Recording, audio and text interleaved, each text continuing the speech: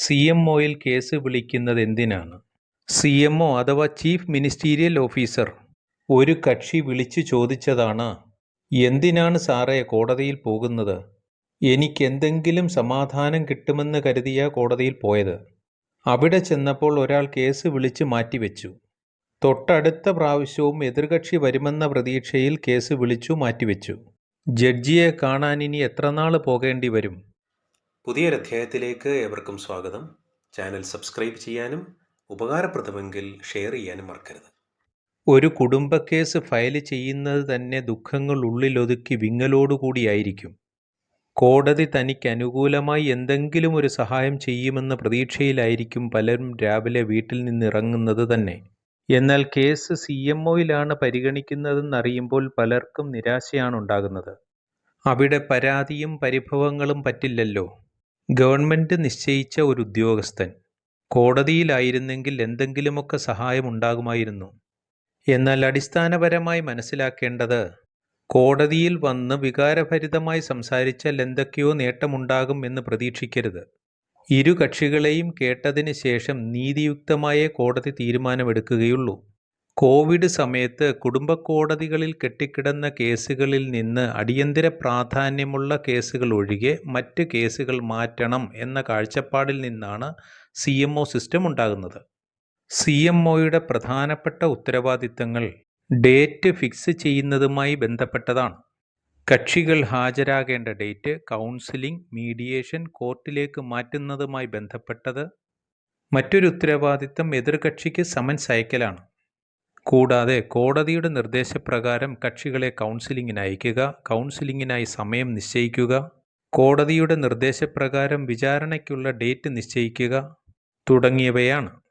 എന്നാൽ ഒരു കൂട്ടരാകട്ടെ, പ്രധാനമായും എതിർകക്ഷികൾ കോടതിയിൽ പോകുന്നത് തന്നെ ഭയത്തോടു കൂടിയാണ്.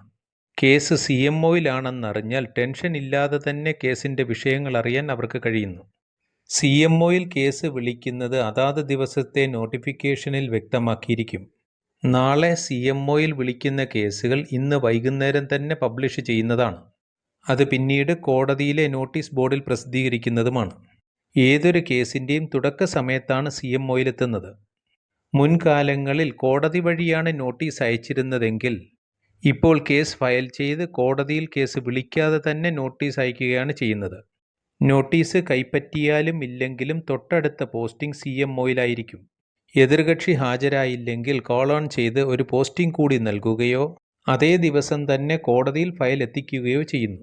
ഇവിടെ എതിർകക്ഷി ഹാജരായില്ലെങ്കിൽ എക്സ്പാർട്ടിയാക്കാനുള്ള അധികാരം കോടതിക്ക് മാത്രമാണുള്ളത്. എതിർകക്ഷി ഹാജരാകുകയാണെങ്കിൽ കൗൺസിലിംഗ് പ്രോസസ്സിനായി ഫയൽ കോടതിയിലെത്തിക്കുന്നു. സാധാരണയായി കുടുംബ കോടതിയിൽ ഫയൽ ചെയ്യുന്ന ഏത് കേസും തുടക്ക സമയത്ത് നോട്ടീസ് ഇഷ്യൂ ചെയ്യുന്നതിനും കക്ഷികൾ ഹാജരാകുന്നതിനും മറ്റുമായി ധാരാളം സമയമെടുക്കുന്നു. ഇത്തരത്തിൽ കോടതിയുടെ സമയം നഷ്ടപ്പെടാതിരിക്കാനാണ് സിഎംഒയിൽ ഇത്തരം വിഷയങ്ങൾ കൈകാര്യം ചെയ്യുന്നത്. എന്നാൽ ഇടക്കാല ആശ്വാസത്തിനായി പ്രത്യേക പെറ്റീഷൻ ഉണ്ടെങ്കിൽ അത്തരം കേസുകൾ വ്യക്തമായി ധരിപ്പിച്ച് കോടതിയിലെത്തിക്കുകയും കോടതിയിൽ അവതരിപ്പിക്കുകയും വേണം. അല്ലാത്ത പക്ഷം ഇൻട്രീം ഓർഡറിനായി നിങ്ങൾ പ്രതീക്ഷയോടെ ഇരിക്കും.